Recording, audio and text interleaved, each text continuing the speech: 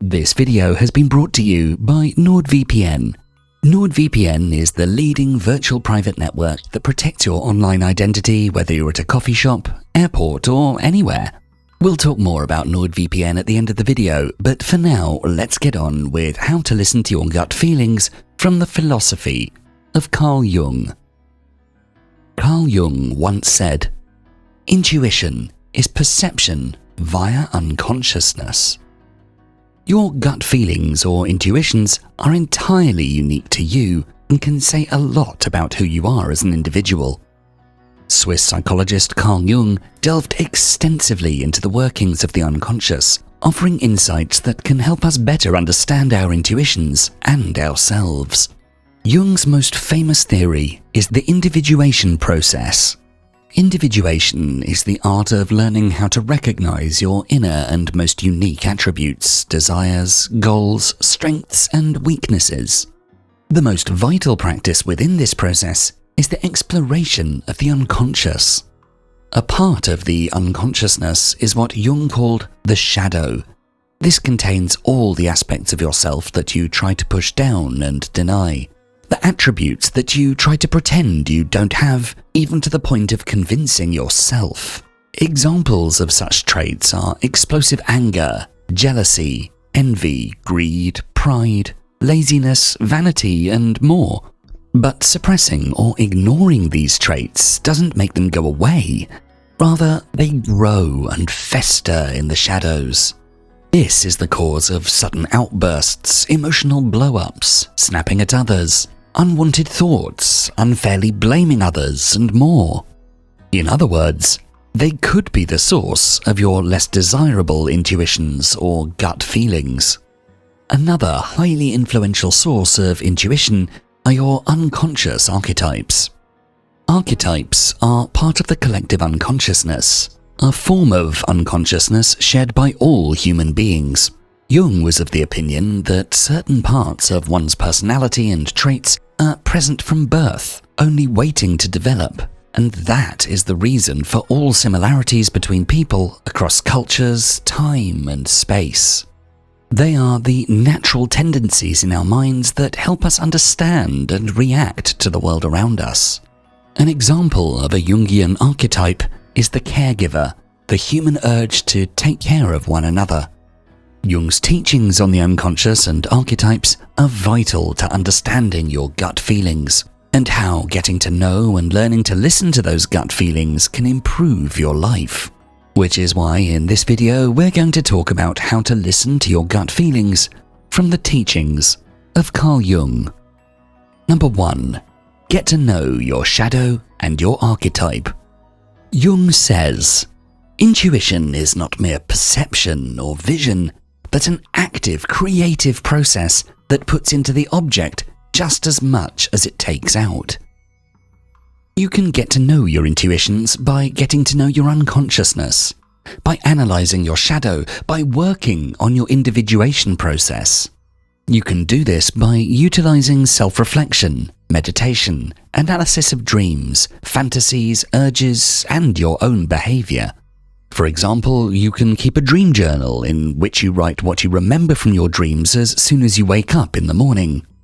Dreams can tell you a lot about what was going on in your head before you went to sleep, such as your worries, fantasies, desires, fears, and so on. If it turns out that you carry a lot of worry with you, this might affect your shadow and thus your intuitions.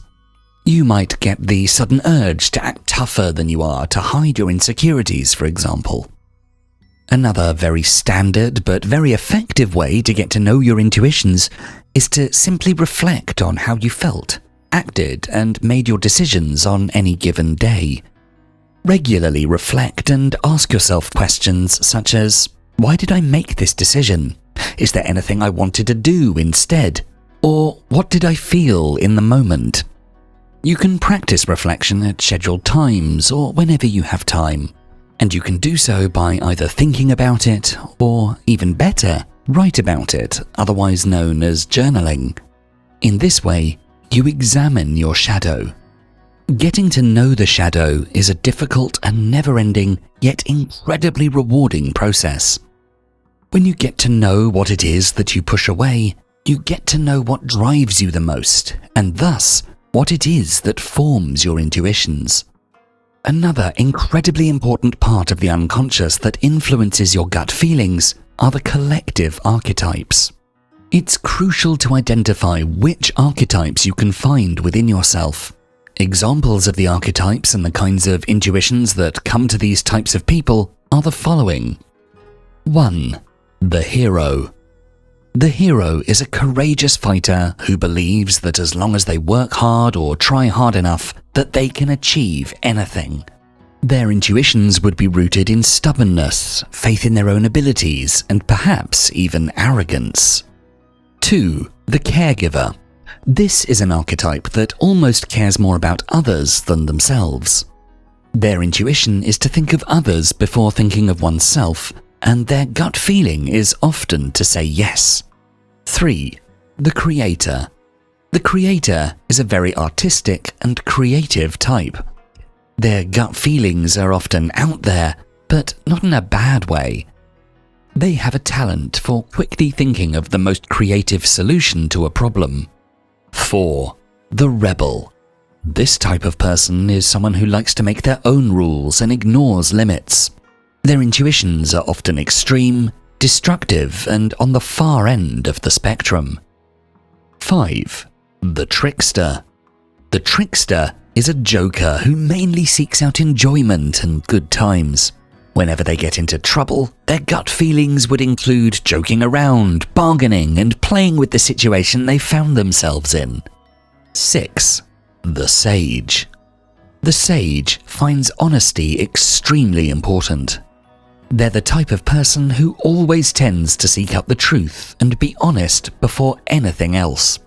And finally, 7. The ruler. The ruler is someone who feels most at home in a leadership position and who strives for control.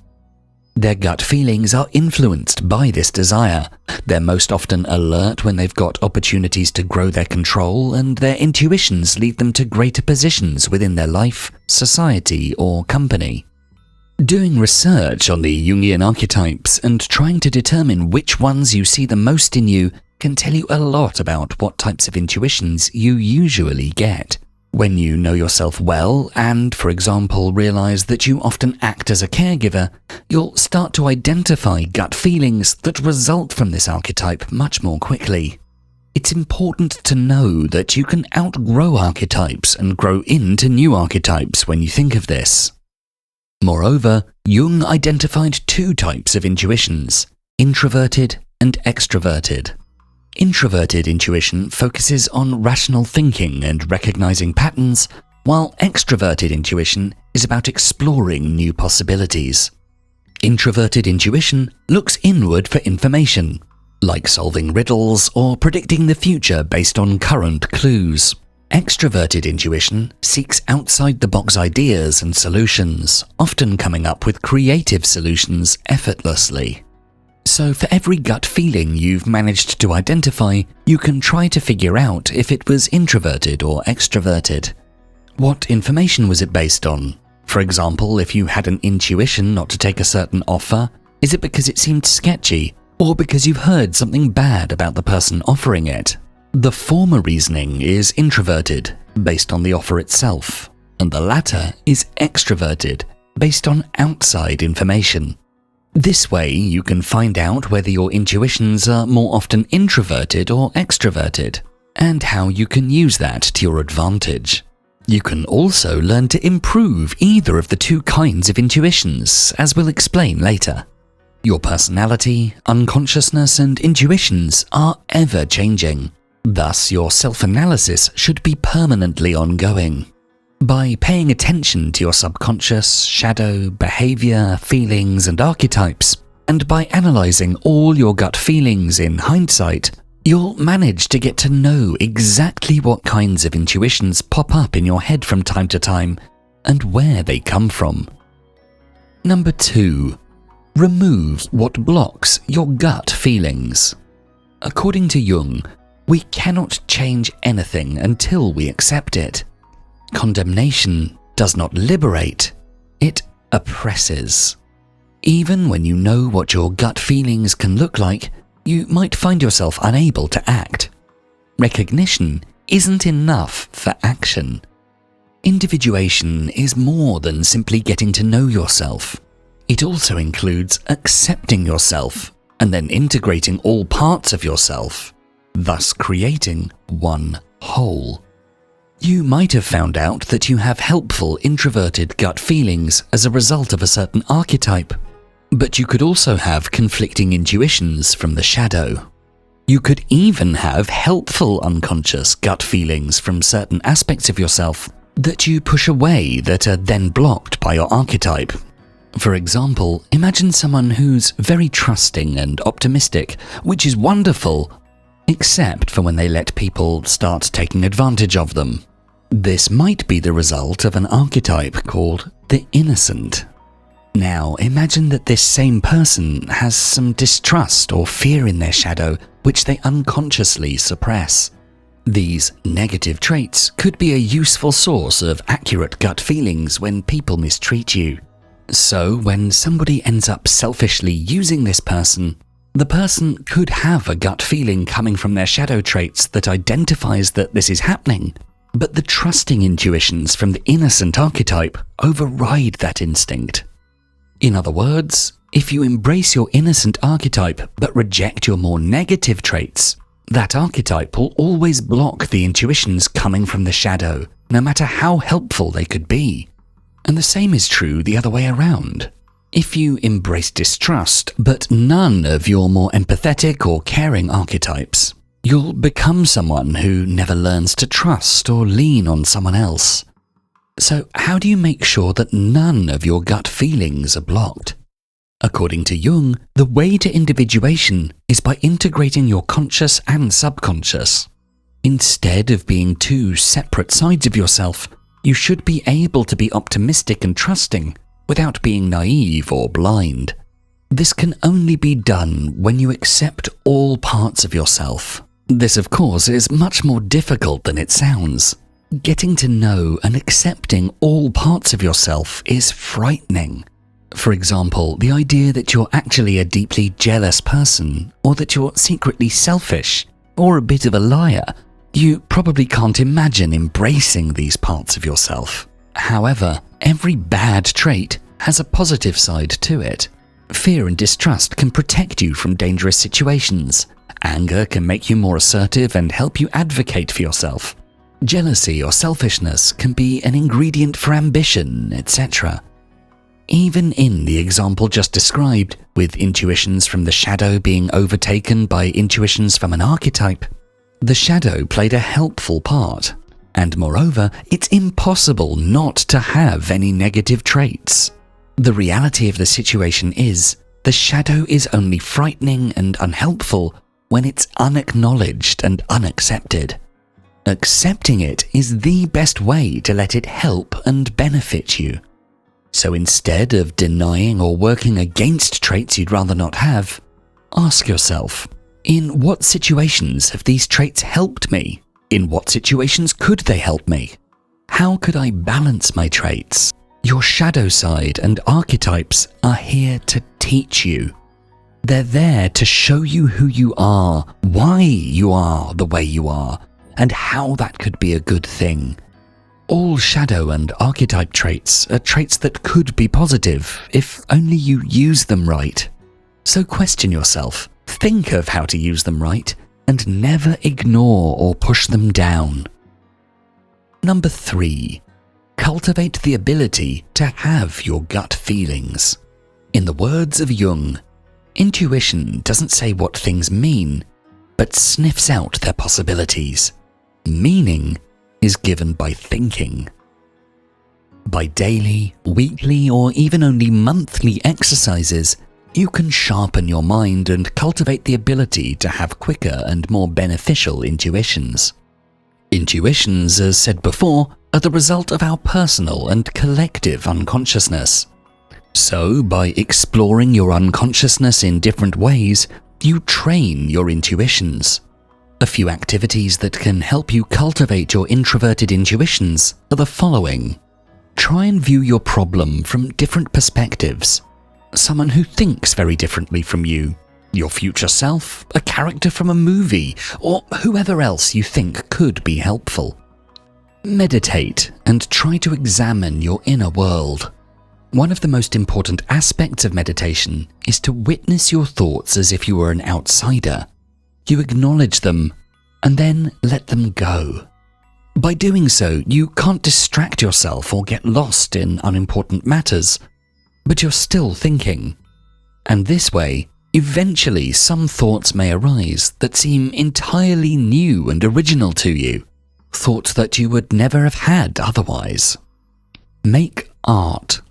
Carl Jung believed that things like drawing, journaling, metaphors, and storytelling could help you come to new insights. If you have a certain problem, it might help to draw the situation or write a fictionalized short story about it. This creates both a certain distance and overview of the situation that could help you reconsider it in an entirely new way. A few activities that can help you cultivate your extroverted intuitions are the following. Expose yourself to new situations often. Try things that you've never done before, speak to people outside your own social circles, and ask others for their opinions more often. Doing so will give you a whole range of new ideas and perspectives that you would never have known existed otherwise. Broadening your horizons means broadening your mind, which means that you have way more knowledge to draw from if you ever have a problem that needs solving. Again, make art. Mind mapping, for example, is an excellent way to try and think outside the box. By brainstorming on paper, you challenge yourself to fill the page with as much information as possible and thus try and exhaust all the knowledge you might have. Try to relate as much as you can to your current problems, and you'll find that the paper tells you more than you ever knew before. Make a list of ideas and try to combine them, even if they initially don't seem to go well together. Examples of making new combinations like that could be using two opposing colors in a drawing and trying to make it look good, using two weird ingredients in a recipe and trying to make it taste good, using two items of clothing that don't fit together and trying to make it work as an outfit. But aside from this kind of daily practice, it might also help to try and combine various aspects of all the solutions to a problem you can think of and use that as a basis to create an entirely new solution that's the best of all worlds. Of course, none of the insights you attain thanks to these activities are gut feelings or intuition. After all, they didn't come to you spontaneously. However, all of these activities serve as a sort of training for your mind. The more insights, knowledge, and ways of effective thinking you have, the more your mind starts to use all of that unconsciously. If you teach yourself to think outside the box, your gut feelings might start to come from somewhere outside that box too. Other activities that Jung recommended are set times a day for reflective journaling, engaging with nature, or spending time now and then acknowledging your bodily sensations. All of these practices can help to sharpen your mind, reveal more of your unconscious, and thus cultivate your intuitions. The more you work on your mind, the more helpful your gut feelings become. Number 4. Don't get lost in your gut feelings. In our final quote from Jung for this video, he says, "Intuitives are often very poor because they never wait for the harvest." Finally, a tricky part. There will always be unhelpful gut feelings. This has been discussed before when we talked about how positive gut feelings can be blocked by more negative instincts. But sometimes we just have an unhelpful gut feeling with no better alternative in sight. Our unconscious houses lots of attributes, not all of them pretty, and they can manifest in the form of obstructive or harmful intuitions. So just because you've learned how to act on your gut feelings doesn't mean you should constantly do so. For example, anger can result in helpful intuitions, but also very destructive ones too, such as the urge to isolate yourself or to alienate people. And the caregiver archetype can give you some wonderful intuitions, but you also have to ignore your own needs and feelings in favor of those of others. Thus, intuitions are not something to blindly give into. One of the most difficult things about your gut feelings is mistakenly giving into one that ends up being unhelpful. Another risk is when an intuition does seem beneficial, but there's an alternative that's even more beneficial. In determining the legitimacy of a gut feeling, rational thinking is paramount. What is your gut feeling telling you, and does it make logical sense? What are the benefits and downsides of your gut feeling? You can also have a situation in which the most rational seeming option doesn't feel right. In that case, think further. Why doesn't it feel right? What is it about this option that makes you feel hesitant? If you can't seem to think of it, then try other ways of tapping into that unconscious feeling. Try meditation, drawing, writing, or mind mapping, to name a few options. The answer might come from an unexpected corner, but don't make a decision unless you understand why you're making this decision. For example, imagine that you get offered a new job that seems good and has better pay, but it doesn't feel right. After some inward searching, you might find out why. Maybe you've once heard something pretty bad about the company. Maybe there was some suspiciously ambiguous phrasing in the offer letter. Both are potential red flags for your future circumstances in this job, and realizing this could help you avoid a bad situation altogether. But maybe your bad gut feeling turns out just to be anxiety and insecurity because you're not sure you're worthy of the job. In that case, you should try to fight this feeling and turn your anxiety into a challenge for yourself. Accept the job and see how you do. Then there's the case of alternatives. Maybe your intuition tells you to do something that also makes logical sense, and you make the decision just like that. This, however, is something Jung discourages. Even if it seems like the best option, it might not be. There might be new, other options out there that your intuition didn't focus on. So whenever you're about to make a decision, give yourself a little time to think it over. Again, mind map, make art, meditate, and see what comes up. Are there unforeseen consequences to consider? Are there alternative pathways that haven't been explored? Only after exhaustively pondering all possibilities can you confidently determine the best course of action. Only if you've contemplated all options that you could think of do you know whether your preferred option is the best one. Moreover, someone who always gives in to their intuitions without giving themselves some time most likely is someone who doesn't plan or practice patience. Two abilities that are very important aspects of achieving your goals. Spontaneity can be great, but very destructive too. Thinking is what truly gives your intuitions power, because by assessing your intuitions, you gain control over them instead of the other way around. No matter how helpful and insightful intuitions can be, you have to determine their helpfulness and insightfulness first. In other words, don't let your gut feelings keep you from waiting for the harvest. As we mentioned at the beginning, this video has been brought to you by NordVPN. Usually, whenever you access the internet, your internet service provider takes you to the website you want to visit. This means these internet service providers can see and save everything that you do online.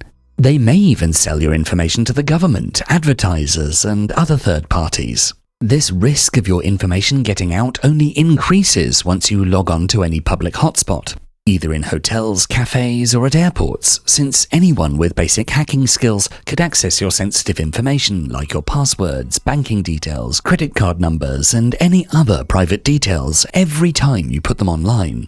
And here's where NordVPN comes into play.